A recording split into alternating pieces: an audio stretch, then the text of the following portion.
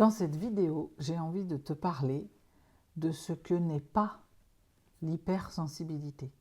Jusque-là, je t'ai fait plutôt des vidéos et des podcasts sur ce que c'était. Là, j'ai envie qu'on arrive sur ce que l'on entend parfois, sur ce que l'on peut subir comme remarque et comme réflexion. Et j'ai envie justement d'aller éclairer ces remarques et ces réflexions.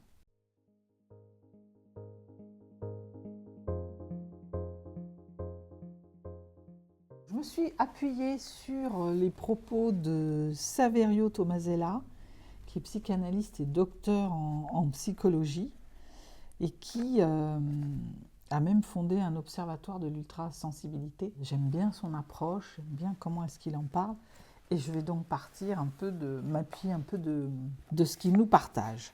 Donc l'hypersensibilité, c'est pas une anomalie, c'est pas réservé aux femmes, c'est pas une maladie, c'est pas un défaut, une faute morale, un manque de caractère, que sais-je. D'un point de vue psychologique, on a plusieurs psy qui se sont penchés sur la question, les neurosciences s'y sont mis, et donc on est plutôt sur un trait de personnalité qui se caractérise par une réaction sensorielle et émotionnelle plus exacerbée que la moyenne. Donc je vais vous parler j'ai envie de partager les principales études, enfin on ne va pas toutes les passer, mais la théorie en fait c'est Hélène Aron, qui est aussi chercheuse en psychologie, qui a parlé de la haute sensibilité des personnes, et donc qui, dans les années 90, et elle décrit des individus qui ont une sensibilité très accumulée, elle dit, mais en tout cas très sensible aux stimuli émotionnels et sensoriels. Et donc, selon elle, les hypersensibles traiteraient les informations plus profondément en réfléchissant avant d'agir. Il y a comme un processus de je suranalyse un peu tout avant d'agir. Donc il y a une réflexion c'est pas forcément plus approfondie, mais en tout cas plus longue, plus prononcée. Ils sont aussi plus facilement stimulés par les environnements bruyants, lumineux, intenses. Ils montrent une empathie plus élevée et une forte réactivité émotionnelle et ont des réactions plus intenses aux stimuli même subtils, les bruits de fond, les bruits que certains d'entre vous n'entendent pas, eh bien un hypersensible va les entendre, va percevoir même les choses. Voilà, c'est un peu comme les ultrasons pour les animaux, quoi. Il y a quelque chose qu'on entend que les autres n'entendent pas. Une hyperactivité sensorielle et émotionnelle, les recherches en neurosciences ont aussi avancé par rapport à ça, comme celle de Bianca Acevedo en 2014, qui montre que les individus ont une activation de certaines régions cérébrales qui sont liées à la perception sensorielle et à la régulation émotionnelle. Donc ça n'est pas que, en fait, on reçoit les mêmes infos, voilà, mais on a des réponses plus intenses par rapport aux mêmes stimuli chez les autres. Et ce qu'ils ont démontré, eux, ça c'est assez intéressant, c'est que on a des stimuli plus forts, en fait on a des réponses plus intenses, surtout lorsqu'on est exposé à des visages, des expressions de visage. Et ça expliquerait que on arrive à décoder les situations, on arrive à sentir quand quelqu'un n'est pas bien, on regarde son visage et on voit notamment les micro-expressions, ces micro-expressions qui sont là juste avant l'expression plus forte que tout le monde voit. Il y a une micro-expression qui dure même pas une seconde et qui est la vraie expression, l'émotion vraiment qu'il y a avant.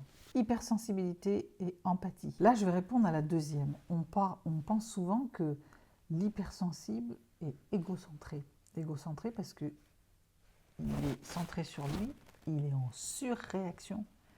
Et donc, on a l'impression qu'il ne regarde que son nombril parce qu'il est facilement dépassé par les événements et que parfois même, ayant peur d'être trop en réaction, il va se replier sur lui-même et être coupé des autres.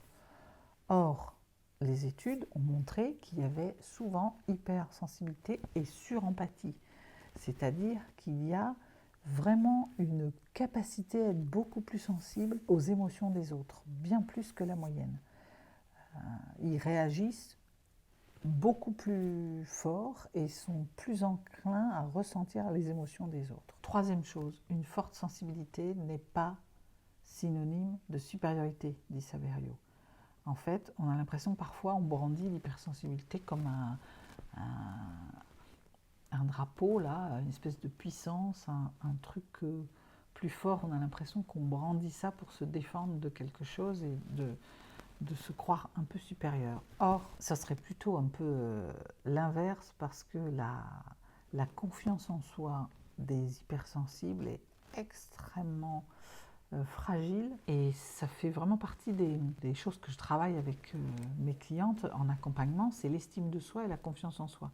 Pourquoi ? Parce que on a l'impression qu'on est à l'écart, qu'on est différent des autres, on se trouve nul, on est extrêmement sensible aux critiques, on a une perception de soi peu sûre et qui fait qu'on a besoin de la validation des autres à chaque fois qu'on fait quelque chose, on a besoin d'être hyper conforté. Quatrième chose, forte sensibilité n'est certainement pas une excuse non plus, un prétexte pour échapper à ses responsabilités d'être humain au même titre que toute autre personne.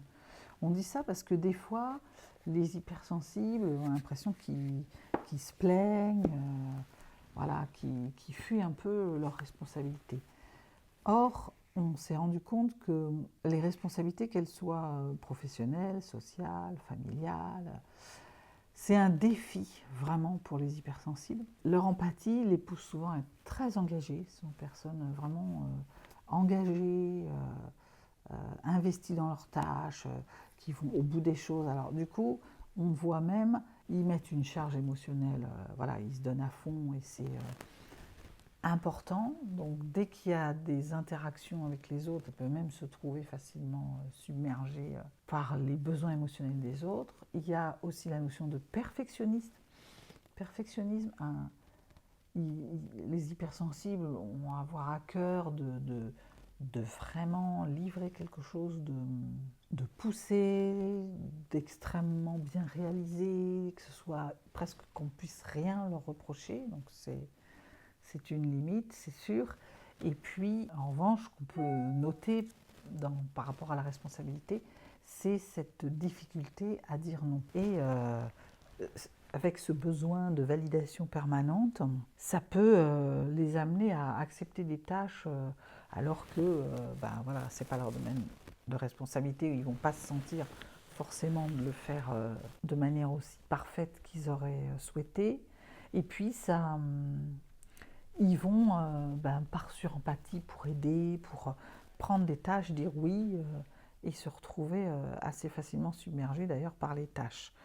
Donc cette notion de responsabilité, elle est bien présente. Je pourrais vous en donner encore d'autres, j'ai choisi ces 4-là, peut-être je viendrai vous en parler d'autres, mais ça vient montrer qu'on entend tout un tas de choses sur l'hypersensibilité et que c'est comme une manière de peut-être vouloir pointer quelque chose qu'on ne comprend pas bien. Ça vient souvent chercher chez l'autre cette notion de supériorité, c'est que peut-être avoir certains hypersensibles qui ressentent tout, qui comprennent vite la situation, à qui je ne peux pas mentir, il y a comme une justification en face qui viendrait dire « Ah mais oui, mais du coup, c'est parce que tu te crois supérieur. » Et ça évite de se confronter au vrai problème. Cette notion de surempathie, de « je comprends, je me mets à ta place » vient peut-être chercher chez moi, qui a priori ne suis pas hypersensible, ma froideur et l'incapacité à comprendre les choses de l'autre. Et cette histoire de égocentrisme, c'est qu'en fait, c'est vrai que ça peut paraître comme ça quand dans une assemblée, il y a une personne un peu hypersensible, soit elle va être très repliée sur elle, et du coup, on ne va pas l'entendre, et du coup, d'autres personnes vont justement essayer de venir s'en occuper, elle va accaparer l'attention d'une autre façon, ou alors elle va, quand elle assume plus ou moins son hypersensibilité, commencer à expliquer qu'elle est hypersensible, qu'elle réagit à tel truc, et donner un peu du sens à ce qui se passe. Il y a de l'incompréhension, quoi. Il y a « mais dis donc, tu t'occupes tu penses à toi, tu t'occupes que de toi, c'est des jeux à n'en plus finir, alors qu'en fait, ça vient peut-être toucher, voilà, quand on sait qu'il y a un altruisme forcené chez les hypersensibles, ça vient peut-être toucher, moi, le fait que peut-être que moi, je ne m'occupe pas assez de moi non plus, ou que je ne m'occupe pas assez des autres, et ça vient me chatouiller. J'avais envie de vous parler de ça, de ce qu'on entend aussi parfois, et peut-être d'éclairer et de remettre un peu de... En tout cas, avoir une vision plus large de ce qui peut se passer à l'intérieur et qui est perçu complètement différemment. Voilà, j'espère que je me suis fait comprendre, c'était un peu peut-être confus, mais ça vient toucher vraiment quelque chose de profond. Voilà, donc la conclusion de ça, c'est que quand parfois vous pouvez être dérangé par l'attitude d'un hypersensible, mais pas que, ça marche aussi pour les autres personnes, c'est plutôt d'essayer de comprendre et de s'interroger et de voir si votre perception, elle correspond vraiment à la réalité et d'aller plutôt à la rencontre de l'autre pour essayer de comprendre. Voilà, à très vite.